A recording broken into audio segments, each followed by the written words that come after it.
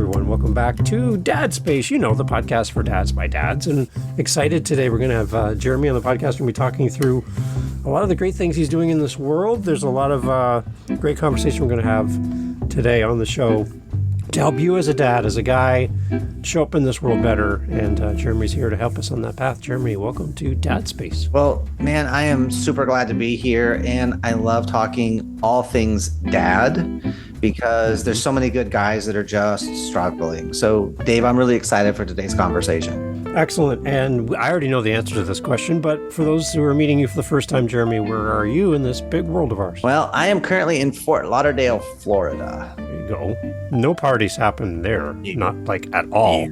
Pretty quiet place. Yeah, well, today it's like effectively it feels like 106 outside, so it's a staying inside day. We went and swam this morning, and then we're staying in the rest of the day. Went and saw a movie. Yeah. Smart. Yeah. Smart.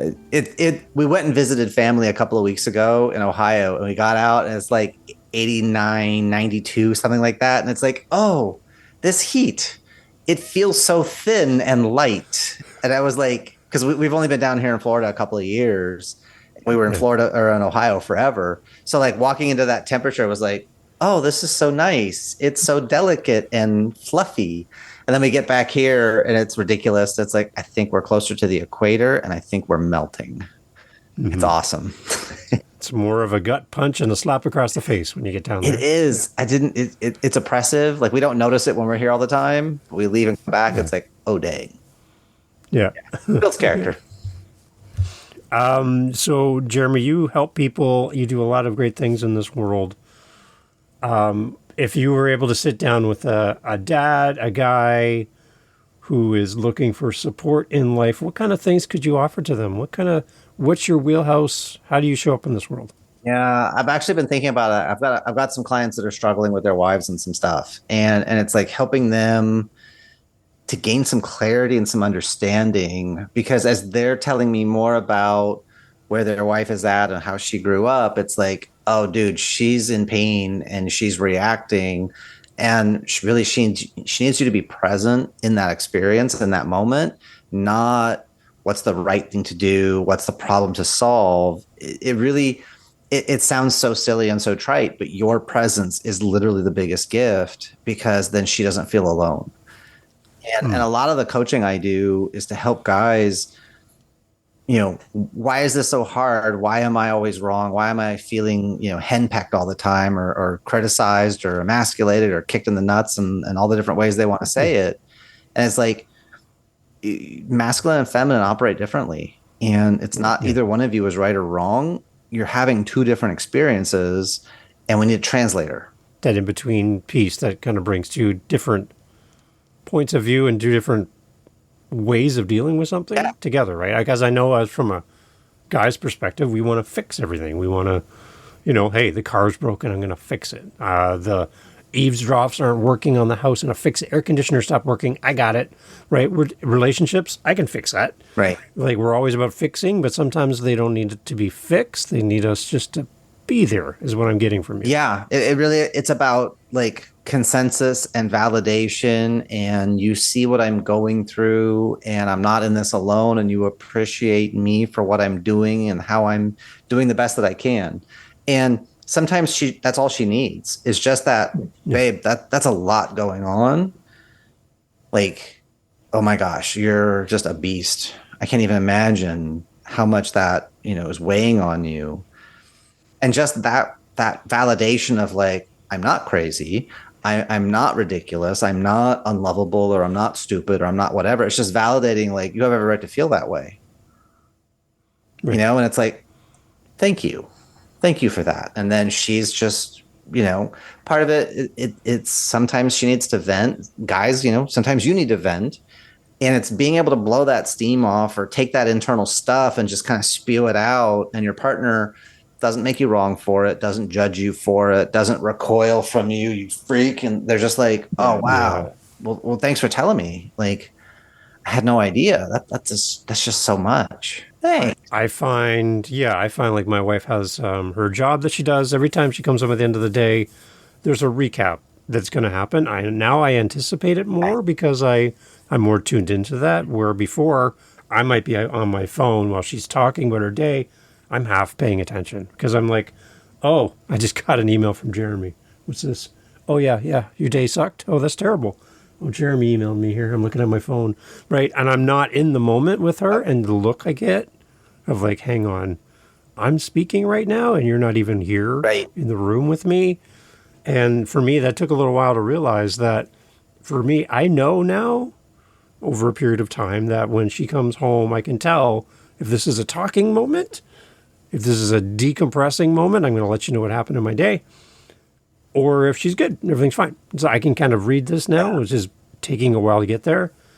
I think just listening to her creates an intimacy bond in that moment because putting something, I'm putting everything else that I might be interested in the moment aside, and you're the main focus. Yeah. Eye contact, full on listening, no distractions in the room. And again, I'm not listening to ants to solve something. I'm just listening, right? Is that helpful? Yeah. So that right there, that is called, what she's doing is called a meta report, and what you're doing is being present. And so the meta report, if you think of, masculine, feminine, hunters, gatherers, if somebody's being a gatherer, they've got this bushel of stuff and they're putting in all the thoughts, the feelings, the experiences, the observations, and they're full of all this life experience. And then what do they want to do?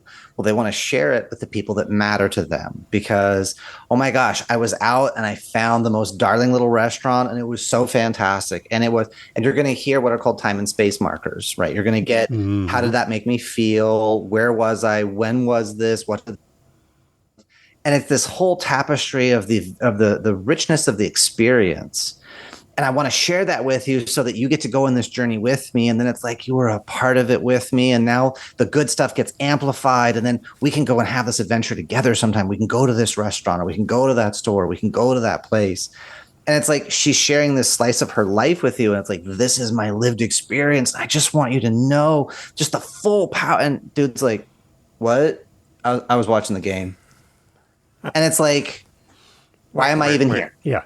Why do I even waste my breath? Because it feels so rejected and so judged. It literally hurts her heart. And well, I'm just not going to tell you anything anymore. Right. I have a clip on TikTok where I talk about meta report, and I'm the first person on TikTok to use that term.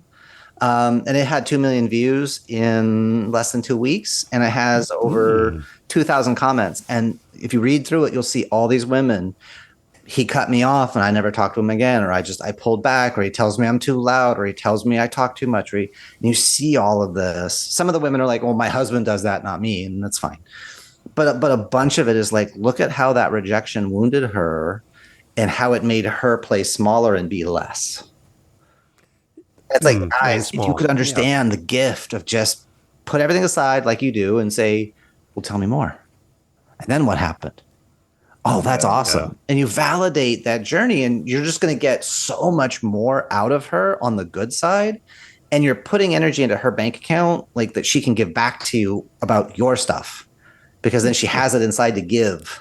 And that broken intimacy moment compiled over multiple times creates distance and space. Yep. And that's dangerous. Yeah.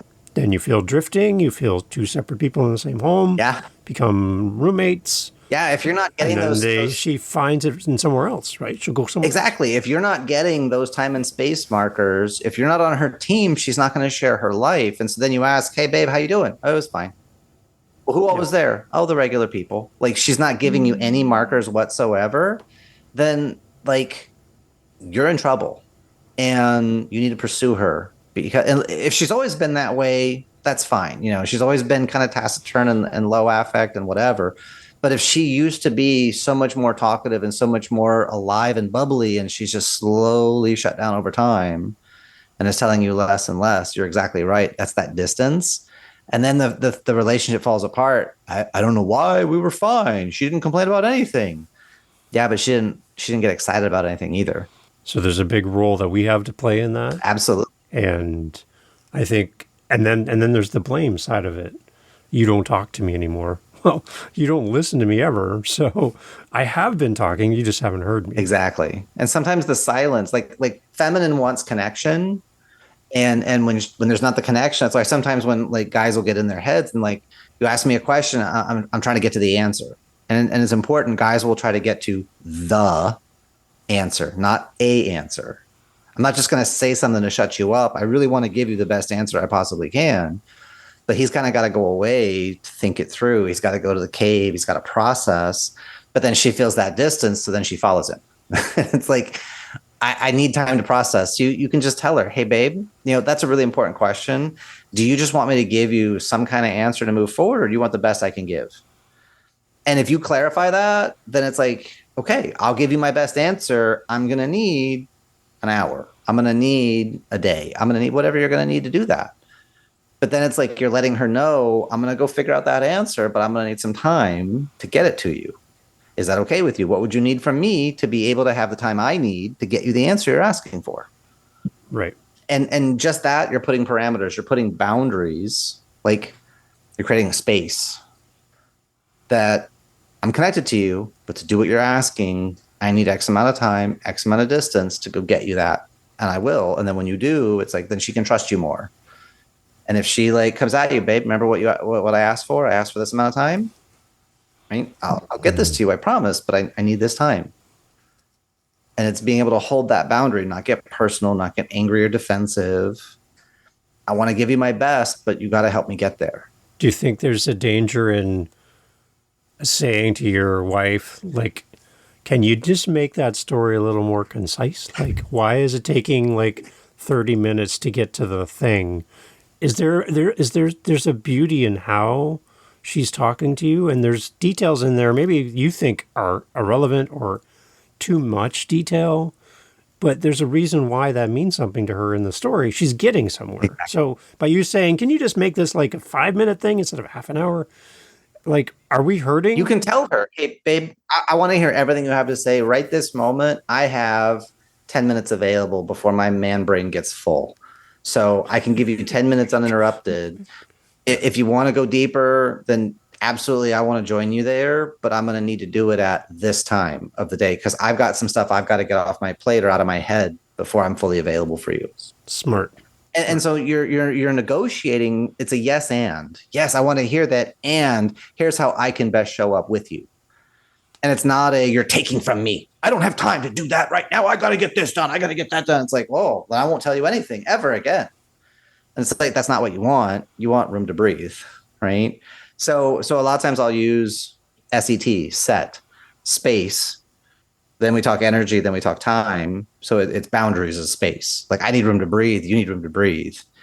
And so we got to have lines in the sand so that we can kind of chunk. And then energy is about rules and what's okay to say and what's not okay to say. And then T is time. It's how do you score points? How do I land with you, babe? I want to win with you. And I'm struggling at how to do that right now. Here's what I'm doing. Here's how I'm seeing it land for you.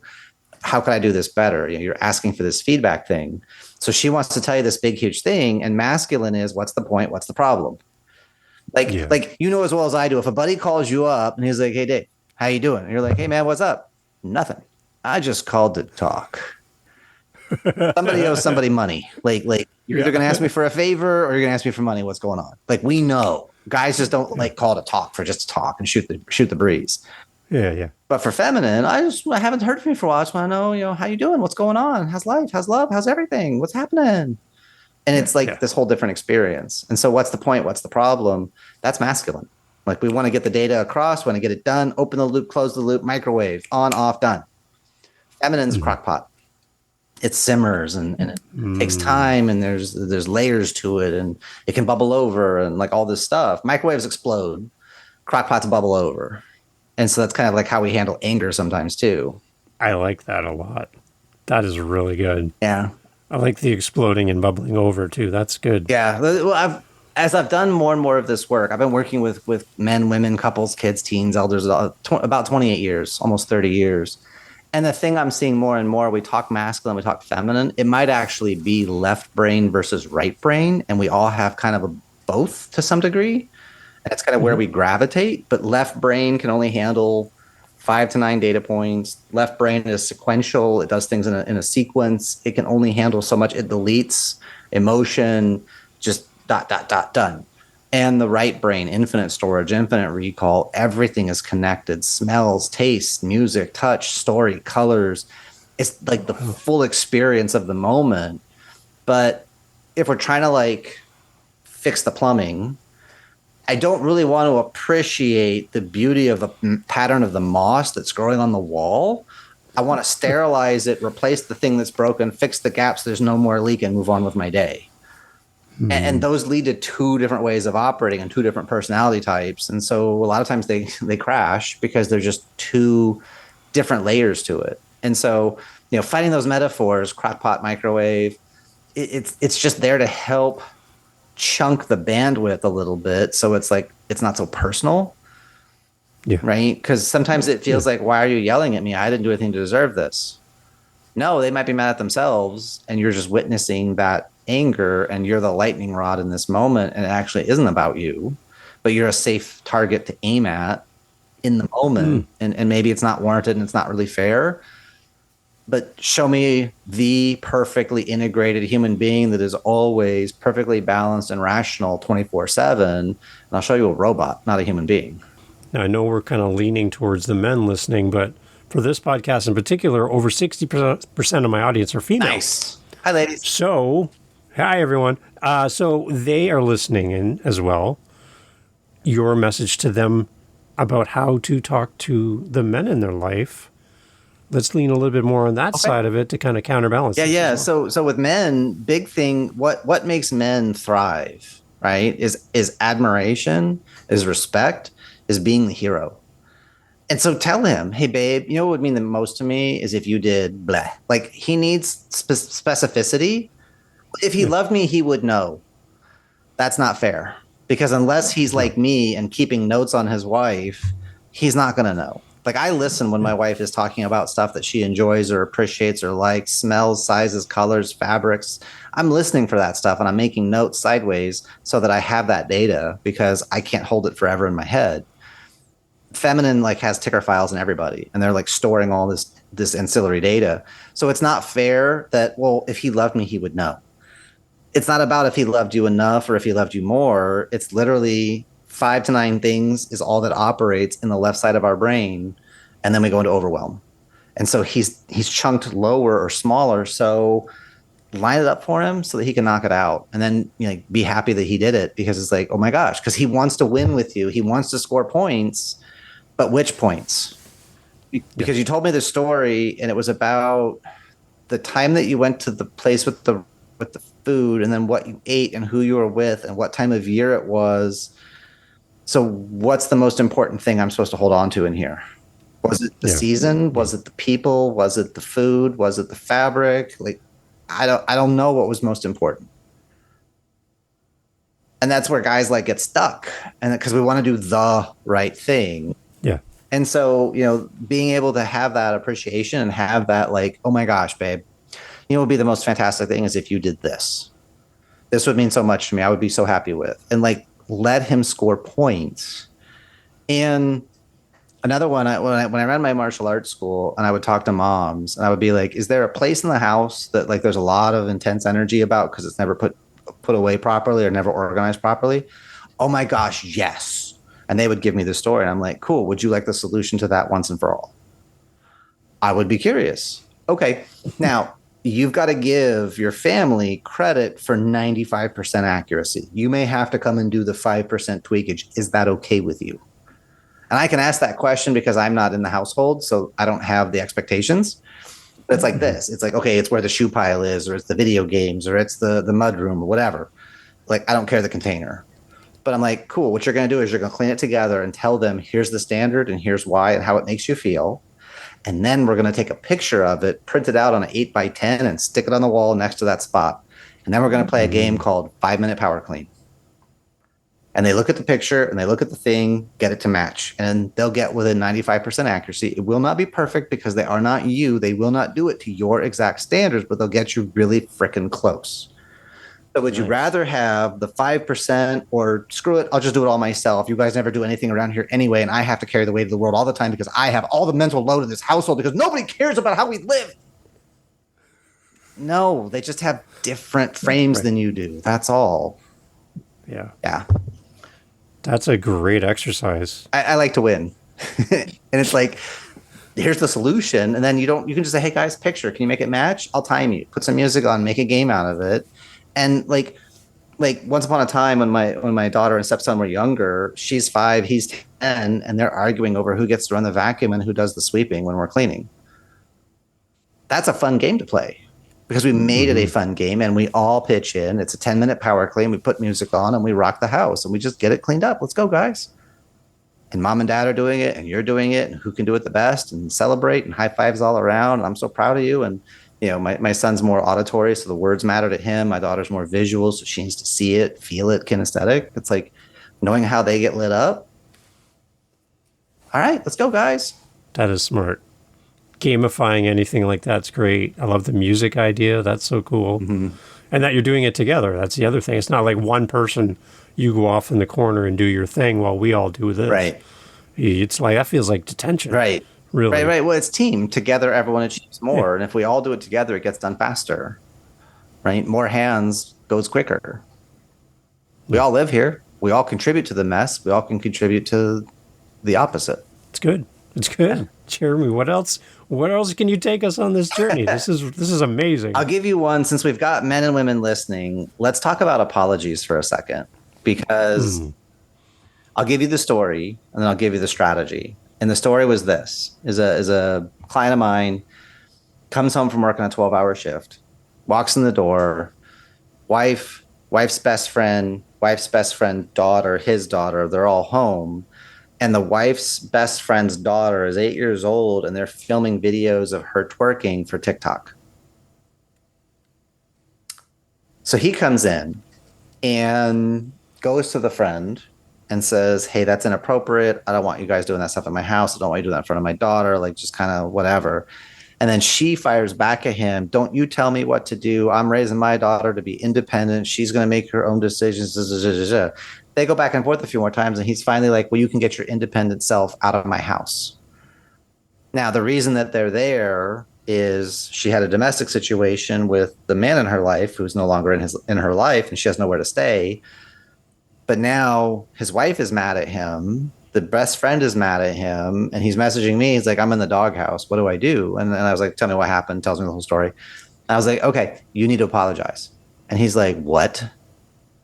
I'm like, no, you need to apologize. But I wasn't wrong.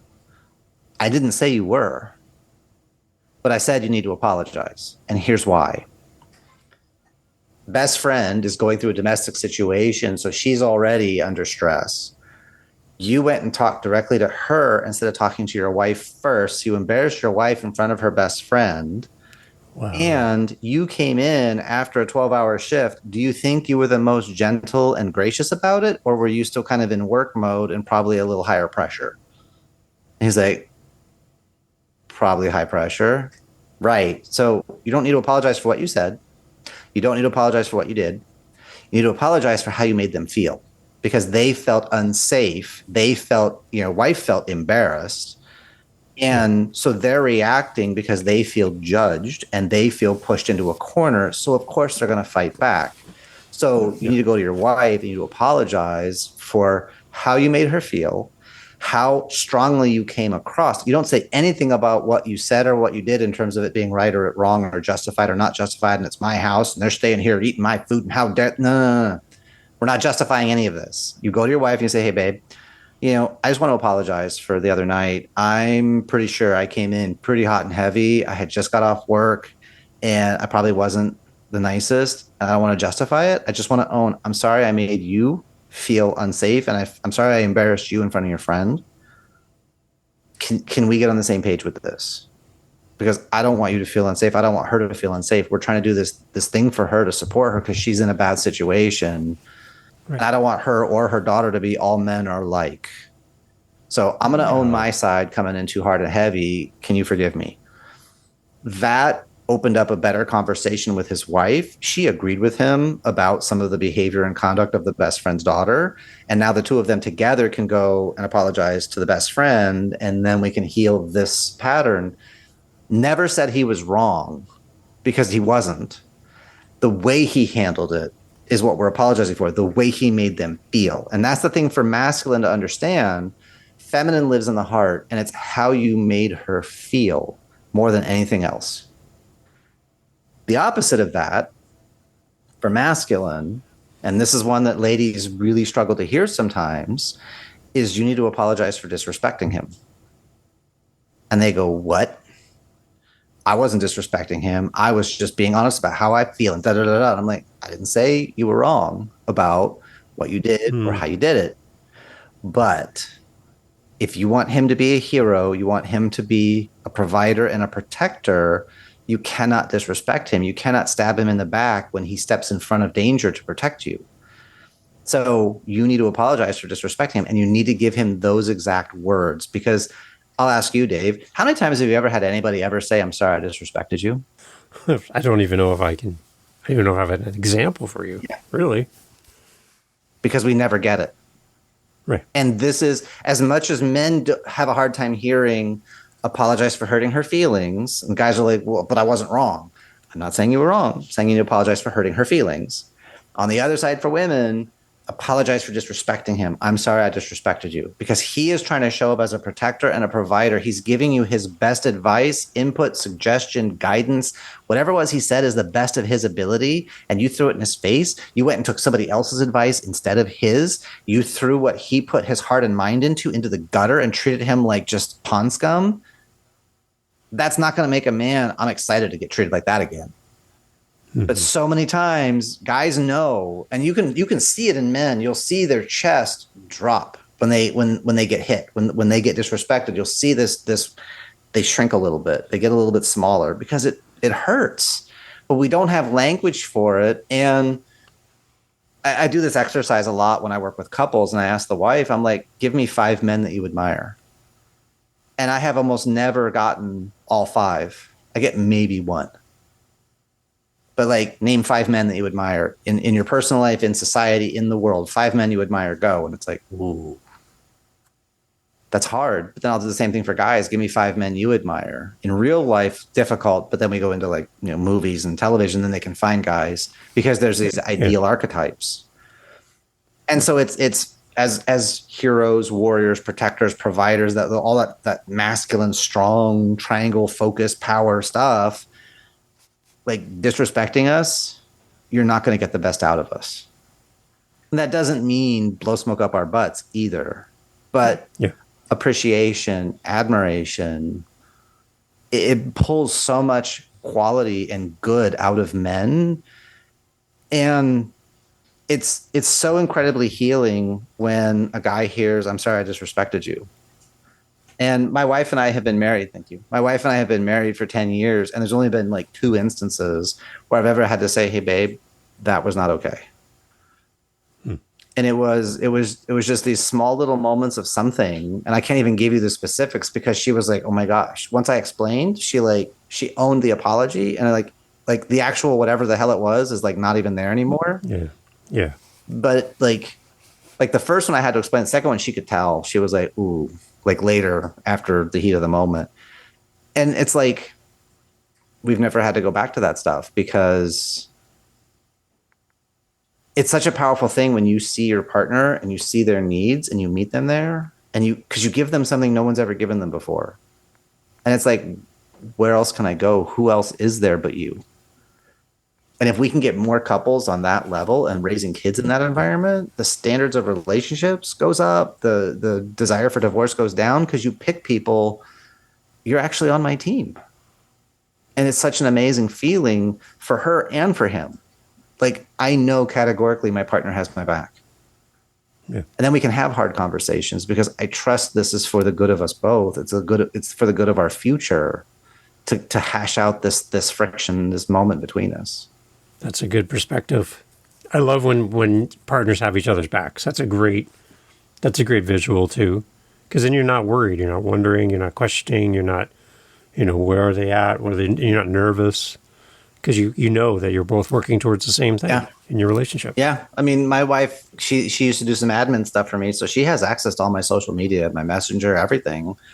I got nothing to hide. I got nothing to keep from her. I'm like, take a look. And I tell her when, hey, I got this weird friend request. I don't recognize this person, deleted. But I let her know, hey, weirdness, deleted. that's a much better place to come from than right than maybe the impression that something might be going on, but maybe it's not. Right. But you open the door to maybe a possibility that something might be happening. Yeah. I like your approach. That's great. I'm too lazy to like try and hide stuff. Like it all comes out in the wash eventually anyway. So like just get there faster. So for guys, I think the connection between guys over time seems to kind of change. So my example is I go to my wedding photo hanging upstairs. There's 6 guys standing with me at my wedding. I could probably call 2 of them today. The other 4, I'd have to do a lot of research to get their numbers. And out of the 2 that I could call today, probably 1 would pick up the phone because of just, it's been time has gone by. How do we reverse that trend of us as guys kind of just doing life and fading away from each other? But B, how do we reinstate that relationship so that we can have that group of guys that were one point, they were my ride or dies. Now I don't even know where they are. Right. How do we maintain that men relationship in our life to keep that strong? Part of it is that just the awareness. Like, hey, dude, I don't know what happened. Time and tide got away from us. What's been going on? How is life? How is love? How is business? What is happening? Just reach out, because it's not that we don't care. It's that we have our families to provide for. We have our career to take care of. And we get masculine, left brain deletes, and we triangle in. We just like, oh, I've just got this line and it's got my family and my career and what's in front of me. And we forget these things, right? I'm going to speak this October. I'm going to speak at the At-Home Dad Convention, the At-Home Dad Con. And that is for at-home dads, but it's really for dads anywhere. You don't have to be an at-home dad. But that convention has been running for like 27, 29 years, something like that. But when you say it, how many guys have ever even heard of it? Almost never.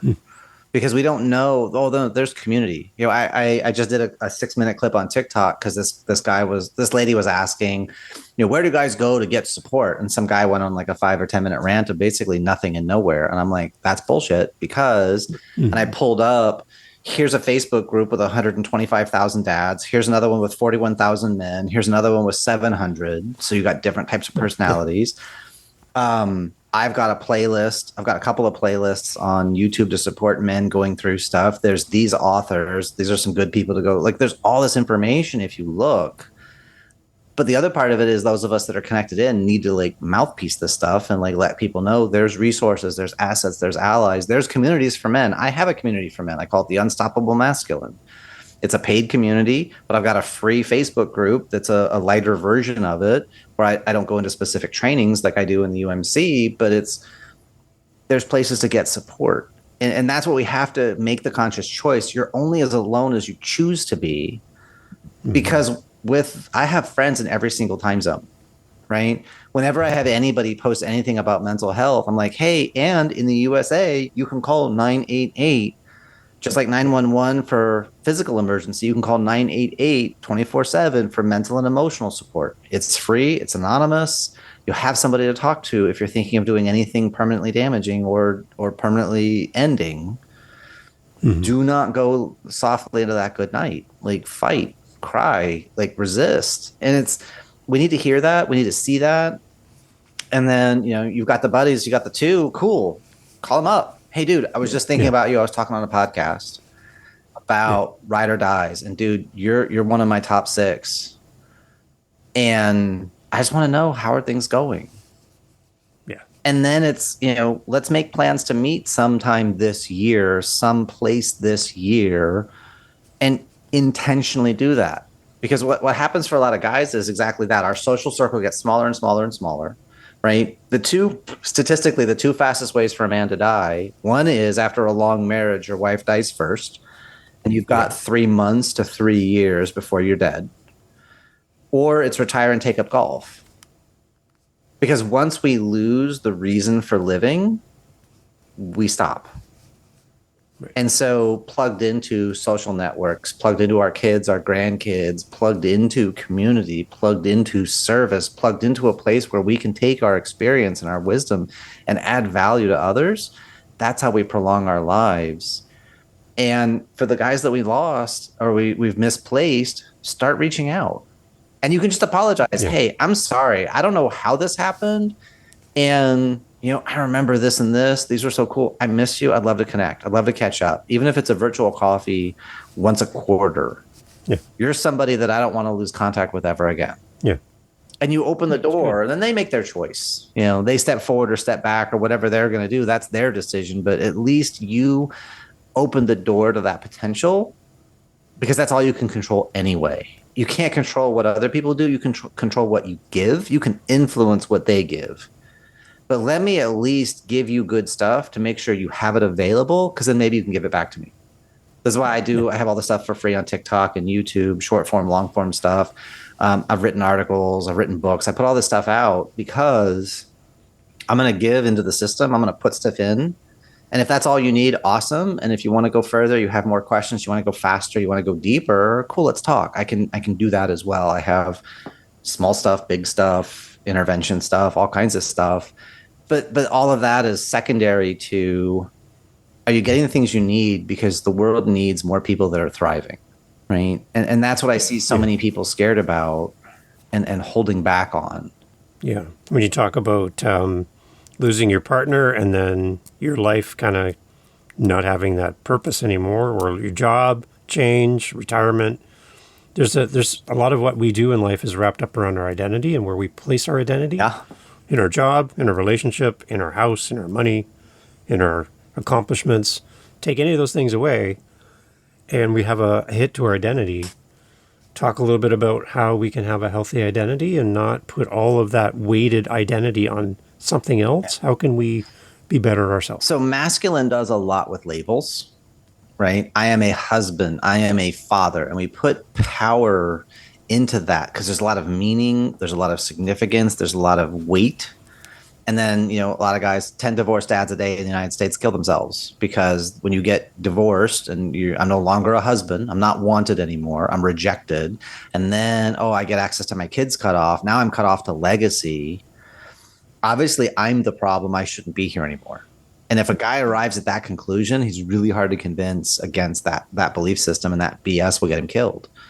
And it's really about the identity of I am a father, I am a husband, I am a dad. And it's like he gets so enmeshed in that identity, not that the identity is wrong, but it's to realize we are more than the labels we wear, right? I have a roadmap I do for masculine, and in the center of it, there's 9 steps. Number 5 sits right in the middle.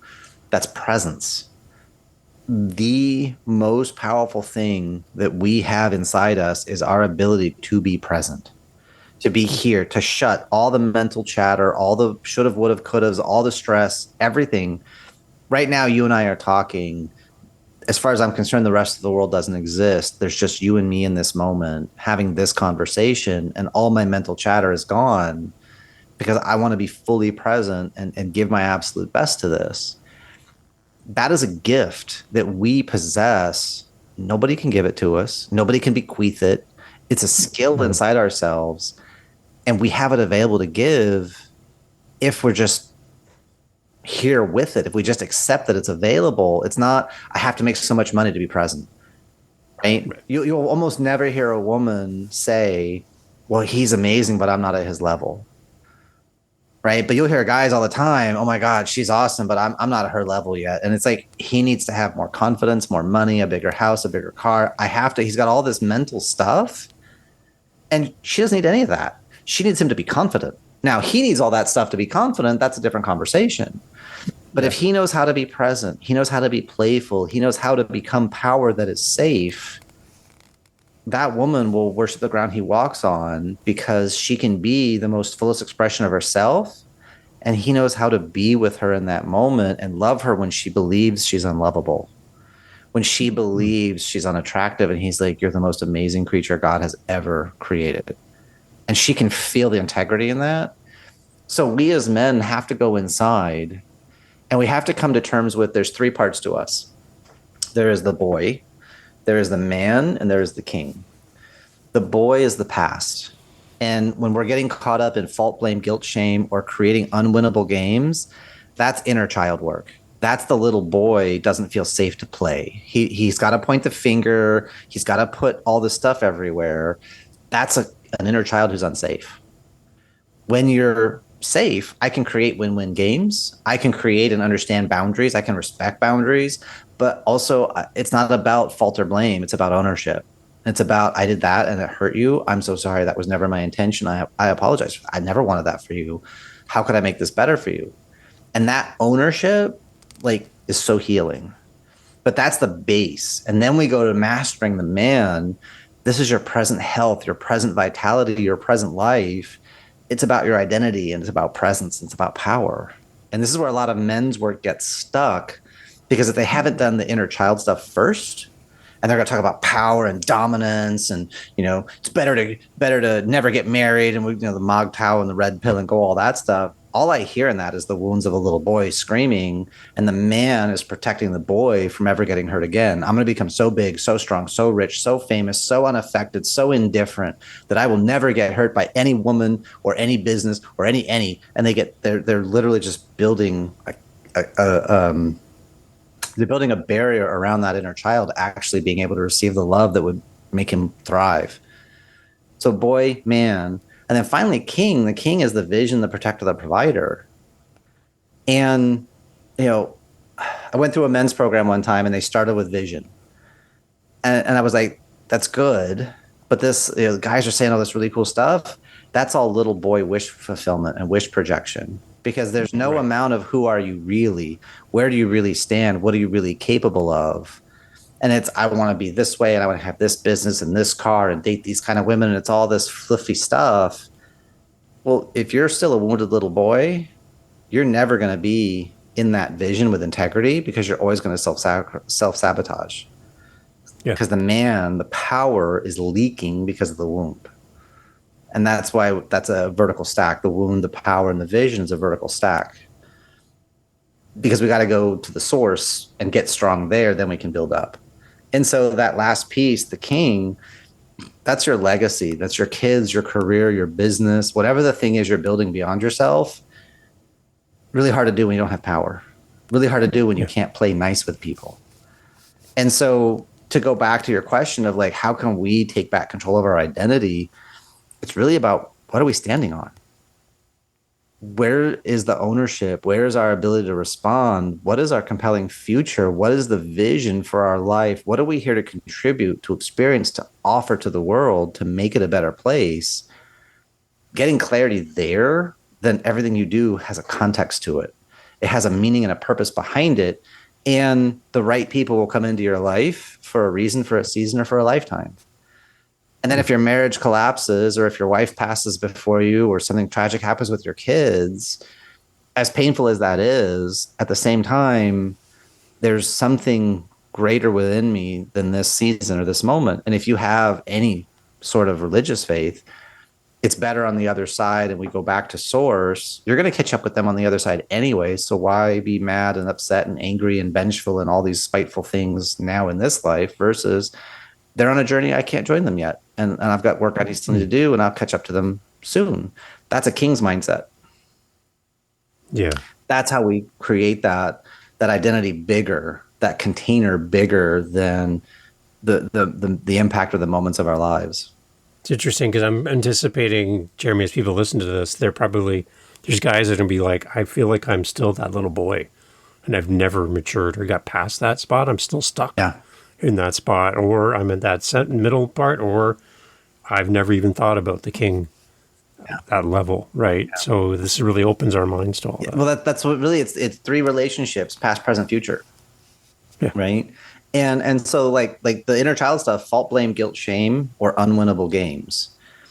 If you're in those kind of containers, those 5 experiences, like that's where the work is. And so that's, I do an assessment with people, and like that's where we would start, and we're going to go get clarity on that.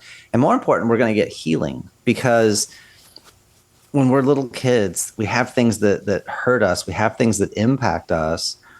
We don't have the resourcefulness. We don't have the understanding.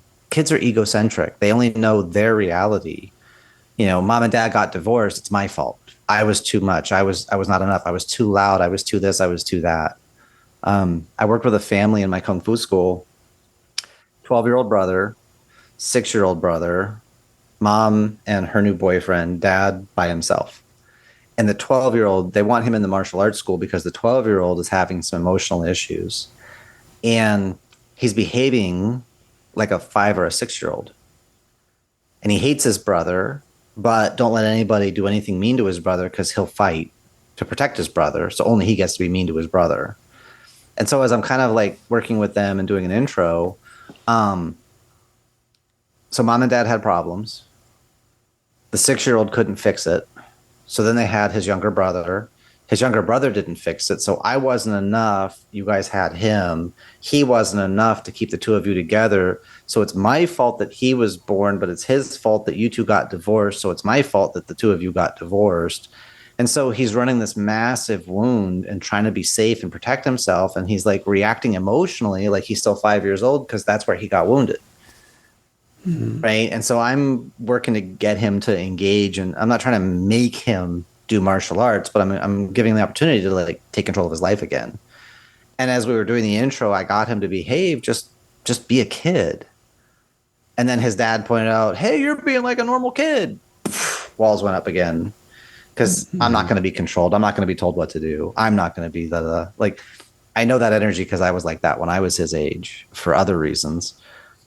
But it was like I had to take dad aside and be like, look, you can't just appreciate when he's being more quote unquote normal, but you can't point too much attention to it. He's like a scared cat. You can't give him too much direct energy because then he'll bolt. You got to be safe. It's like, why do cats go to people who don't like cats? Because you're not making eye contact. You're not pushing energy into them. They're like, oh, I like you. You're safe. I'm going to come hang out.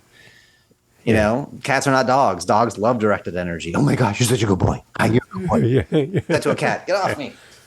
Yeah, get out of here. Yeah. So it's playing in this space, and it's like we got to make it okay to be where you are, and where else do you want to go? Because whatever you resist is going to persist. Whatever you make wrong gets more power. It's not so much that it was wrong, but it's not taking you where you want to go. So what was the benefit? How can we let that go? Because it gave you something. Right? Anger gives you something. Sadness gives you something. That's why we still run those experiences or those emotions. Well, then you can just take the learning and let go of the emotion. Yeah. That's the best. And there's a process we can do that fairly quickly. But we can unpack anger, sadness, fear, hurt, guilt. We just peel back those emotions and integrate them. And then the emotion can go. We keep the lessons and the learnings. And then we can move forward. And that's where you get into the place I call ownership and responsibility, which is the ability to respond instead of always reacting. Right? And then it's okay to feel whatever you feel, because it's like, no, that's information. I need to be aware of this. This is not okay with me. This is a boundary that got crossed. I have a right to be upset about this. Can we fix this? Can we do this differently between the two of us? And if you communicate that to your partner, the right partner is going to say, oh my gosh, yes, thank you. I do want things better with us. You know, sometimes when I work with couples and they're like, oh, we don't know if we should get divorced. I'm like, you should get divorced. I'm like, what? Yeah, you should get divorced from the way you two have been relating to each other this whole marriage and start a new marriage with each other. I'm not divorcing you, the person. I'm divorcing the dynamic between us. Now we can use that word, but we mean something very specific, which is I want to move further, farther, faster, more in love with you than ever before. Cool. So let's divorce the past way of being with each other. Is that okay?